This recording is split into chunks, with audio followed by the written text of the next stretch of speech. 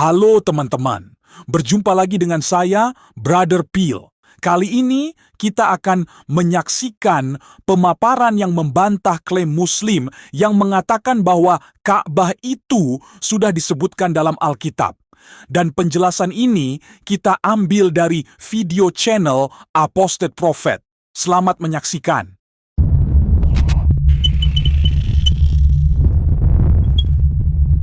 Halo teman-teman Brother Peel, selamat datang kembali di pembahasan mendalam kita. Hari ini kita akan menyelami sebuah topik yang cukup sering ya muncul dalam diskusi-diskusi, yaitu klaim bahwa Mekah dan Ka'bah itu sebenarnya sudah disebutkan di dalam Alkitab, khususnya di Kitab Mazmur. Anda mungkin pernah dengar argumen ini? Benar, ini klaim yang sangat populer dan punya daya tarik yang kuat. Nah, misi kita dalam pembahasan kali ini adalah untuk mengurai klaim itu. Kita bedah tuntas langsung dari teksnya. Kita akan lihat ayat-ayatnya, kita analisis secara kritis sesuai konteks Alkitab itu sendiri. Pertanyaan besarnya, seberapa kokoh sih klaim ini? Jadi kita akan jadi detektif tekstual gitu ya. Apakah buktinya memang ada di sana, atau ini lebih ke soal penafsiran yang ya dicocok-cocokkan agar sesuai narasi? Oke, mari kita bedah ini. Kita mulai dari klaim utamanya, ya. Ini bisa dibilang jantung dari argumennya. Klaim ini berpusat di Mazmur pasal 84, yang menyebut sebuah tempat bernama Lembah Baka. Nah, beberapa kalangan percaya kalau Baka ini adalah nama kuno untuk Makkah, yang di Al-Quran kan juga disebut Bakka. Betul, dan penting sekali untuk kita paham dulu kenapa klaim ini begitu krusial. Dalam narasi Islam, Ka'bah itu kan diyakini sebagai rumah ibadah pertama di bumi, dibangun oleh Ibrahim dan Ismail. Mekah juga disebut Ummul Qura. Induk segala kota ya? Tepat. Artinya, kota ini seharusnya punya peran yang sangat sentral dan universal sejak zaman dulu sekali. Artinya kalau referensi tentang Mekah bisa ditemukan di Alkitab, itu akan jadi semacam jembatan validasi yang luar biasa ya. Itu bakal menghubungkan narasi Islam langsung ke tradisi Abrahamik yang lebih tua. Wah, ini bukan detail kecil berarti. Ini fondasi sejarah. Tepat sekali. Ini akan jadi argumen yang sangat kuat bahwa Mekah itu bukan hanya penting bagi umat Islam, tapi pusat spiritual kuno yang diakui juga di kitab suci lain. Jadi, ya, taruhannya tinggi sekali di sini. Oke. Dengan konteks itu, ayo kita lihat ayat kuncinya. Ini dari Mazmur 84, ayat 5-6. Bunyinya kira-kira begini. Yang hatinya adalah jalan-jalan menuju Sion. Melewati lembah Baka, mereka menjadikannya mata air. Nah, ayat inilah fondasinya. Kalau dilihat sekilas, ya kemiripan bunyi Baka dan Baka memang cukup mencolok sih. Memang, dan disitulah analisis pertama kita harus dimulai, pada masalah nama. Saat kita telusuri teks Ibrani aslinya, kita menemukan sesuatu yang sangat penting. Kata yang digunakan dalam Mazmur itu bukan Baka. Kata Ibraninya adalah baca, pakai C. Oke, baca, bukan Baka. Sebentar, bagi kita yang awam, mungkin kedengarannya mirip. Seberapa signifikan sih perbedaan itu dalam bahasa Ibrani asli? Ini perbedaan yang fundamental. Ini bukan sekedar variasi ejaan, tapi dua kata yang sama sekali berbeda, dengan akar kata dan makna yang beda. Kata Ibrani baca, itu secara harfiah artinya tangisan. Selain itu bisa juga merujuk ke sejenis pohon balsam, yang getahnya itu menetes seperti air mata. Karena itulah, hampir semua terjemahan Alkitab yang kredibel menerjemahkannya sebagai lembah tangisan atau lembah pohon balsam. Wah, jadi ini deskripsi bukan nama tempat. Tepat sekali. Ini mendeskripsikan karakteristik lembah itu. Mungkin lembah yang kering, atau sulit, atau menyedihkan. Bukan nama geografis spesifik. Dan yang lebih memperkuat ini, kata baca yang sama persis muncul di bagian lain Alkitab. Di 2 Samuel pasal 5. Dalam konteks itu, kata itu secara konsisten diterjemahkan sebagai pohon-pohon balsam. Tidak ada satupun akhir bahasa Ibrani yang menafsirkannya sebagai nama kota. Wow. Oke, jadi dari sisi linguistik saja, fondasi argumen ini sudah goyah ya. Ini bukan beda aksen, tapi beda kata dan makna. Tapi, oke, kita lanjutkan dulu. Anggaplah kita abaikan sejenak masalah nama ini. Mari kita lihat konteks ayatnya. Apakah lembah ini digambarkan sebagai tujuan akhir, tempat di mana ada rumah Tuhan dan mata air, seperti Ka'bah dan sumur Zam-Zam? Pertanyaan yang sangat krusial. Dan jawabannya ada di teks itu sendiri kalau kita baca dengan teliti. Mari kita lihat dua elemen, mata air dan rumah Tuhan. Pertama, soal mata air. Ayatnya tidak bilang ada mata air di lembah Baka. Coba kita perhatikan kata kerjanya.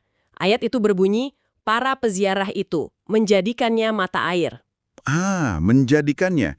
Jadi itu tindakan aktif dari para peziarah, bukan kondisi alamiah lembah itu.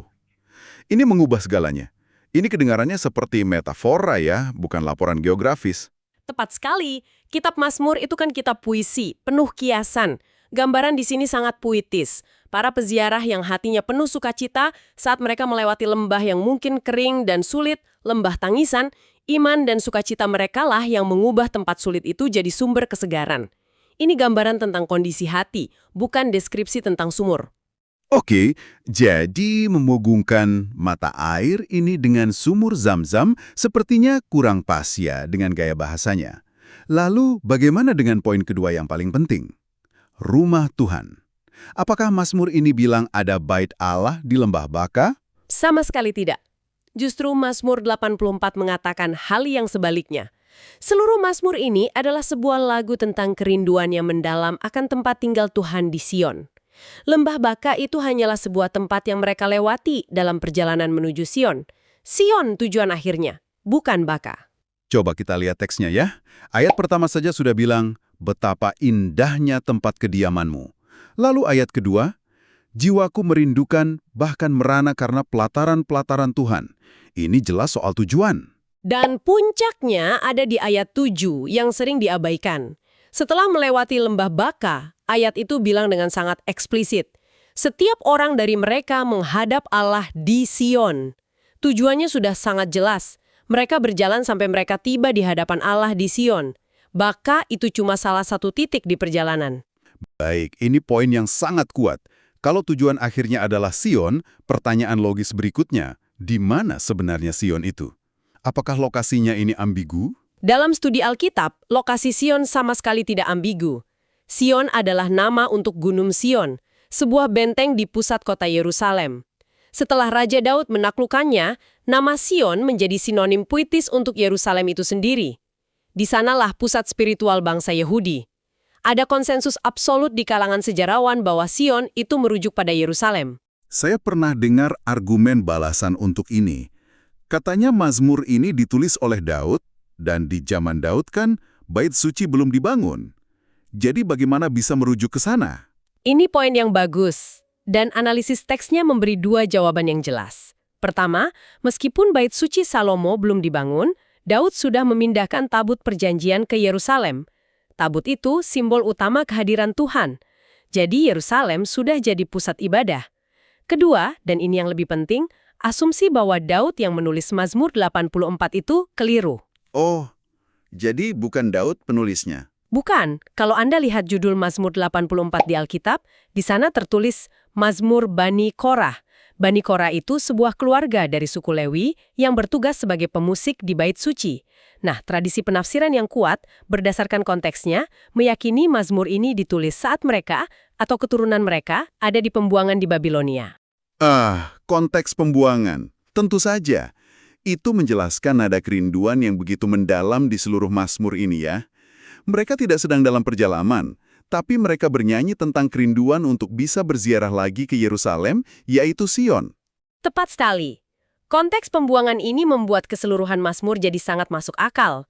Ini lagu nostalgia dan harapan. Jadi, Lembah Baka adalah gambaran puitis dari rintangan dalam perjalanan imajiner mereka untuk kembali ke Sion, Yerusalem. Oke, ini benar-benar mengubah cara pandang kita terhadap Mazmur 84. Klaim bahwa Baka adalah Mekah tampaknya hanya bisa bertahan kalau kita mencabut ayat itu dari konteks puitis dan historisnya ya. Tapi ini kan bukan satu-satunya klaim geografis. Seringkali disebut juga soal gurun Paran. Bagaimana ceritanya itu? Betul, argumen Paran ini sering dipakai sebagai bukti pendukung. Logikanya begini, Kitab Kejadian bilang Ismail tinggal di gurun Paran. Tradisi Islam yakini Ismail leluhur bangsa Arab dan tinggal di Mekah. Jadi, kesimpulannya, gurun Paran pastilah wilayah Arab di sekitar Mekah. Kedengarannya logis kalau kita terima premis awalnya. Tapi sama seperti kasus Baka, apa yang terjadi kalau kita kumpulkan semua referensi tentang Paran di seluruh Alkitab? Nah, yang terjadi adalah munculnya sebuah pola geografis yang sangat-sangat konsisten. Dan pola itu sayangnya menunjuk ke lokasi yang sama sekali berbeda dari Mekah. Mari kita coba lacak. Mulai dari Kejadian 21 ayat 21. Di situ memang dibilang Ismail tinggal di Paran. Tapi ada detail penting. Ibunya, Hagar, yang orang Mesir, pergi ke Mesir untuk mencarikan istri bagi Ismail. Coba kita bayangkan logistiknya. Kalau Paran itu di Mekah, Hagar harus menempuh perjalanan lebih dari 1.000 kilometer melintasi gurun yang ganas hanya untuk pulang ke Mesir. Itu ekspedisi yang luar biasa sulit. Sementara kalau Paran itu di Semenanjung Sinai atau Gurun Negev yang letaknya persis di sebelah timur Mesir, Perjalanan itu jadi sangat masuk akal, perjalanan regional yang relatif singkat. Jauh lebih logis. oke, satu petunjuk kuat mengarah ke Sinai atau Negev. Apalagi, Petunjuk kedua, ini sangat jelas. Dari catatan perjalanan bangsa Israel di Kitab Bilangan. Di pasal 10 dan 13, rute mereka jelas. Mereka berangkat dari Gunung Sinai, lalu berkemah di Gurun Paran. Dari Paran, mereka kirim mata-mata ke Kades di perbatasan selatan Kanaan. jadi rutenya Sinai, Paran, Kades. Ini kan garis lurus ke utara. Kalau Paran itu Mekah, mereka harus jalan memutar ribuan kilometer ke selatan, cuma untuk balik lagi ke utara. Aneh sekali. Sama sekali tidak masuk akal. Peta perjalanan itu dengan jelas menempatkan Paran di antara Sinai dan perbatasan Israel Selatan, jauh sekali dari Mekah. Ini sudah dua bukti kuat. Ada lagi?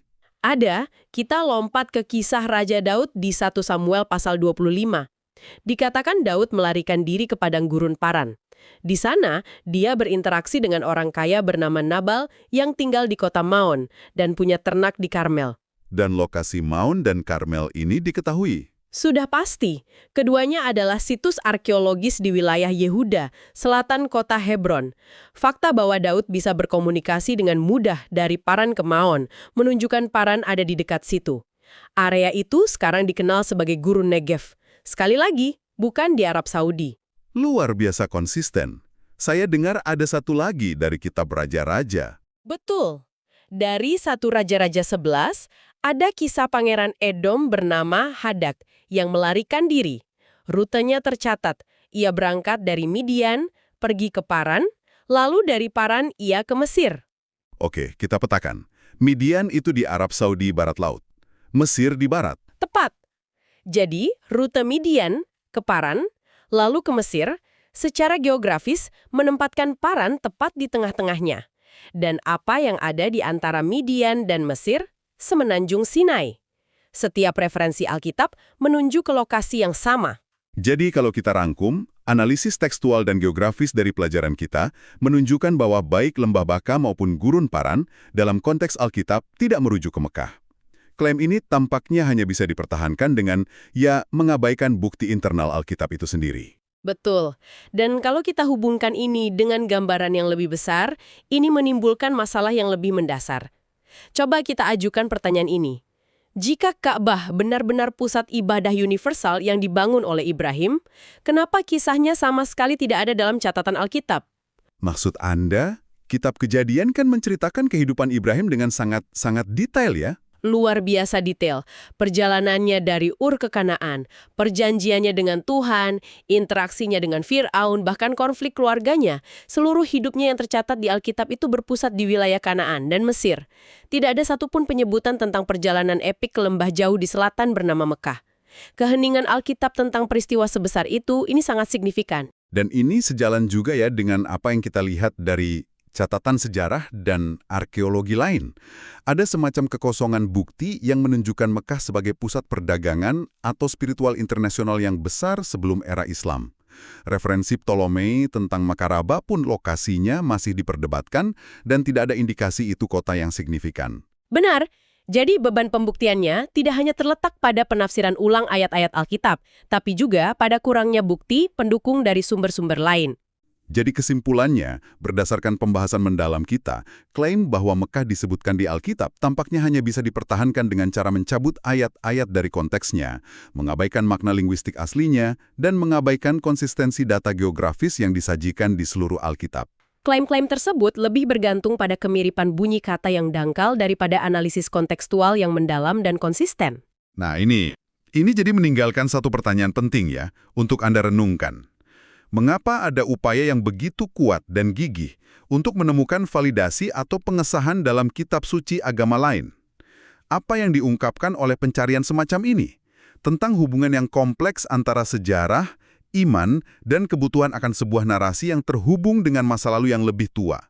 Ini sebuah pertanyaan di persimpangan antara keyakinan dan historiografi yang patut kita pikirkan lebih jauh. Terima kasih sudah menyaksikan. Tuhan Yesus memberkati. Yang mau dukung channel Pil Pahit, silakan scan QR Code ini atau klik link di kolom komentar. Terima kasih.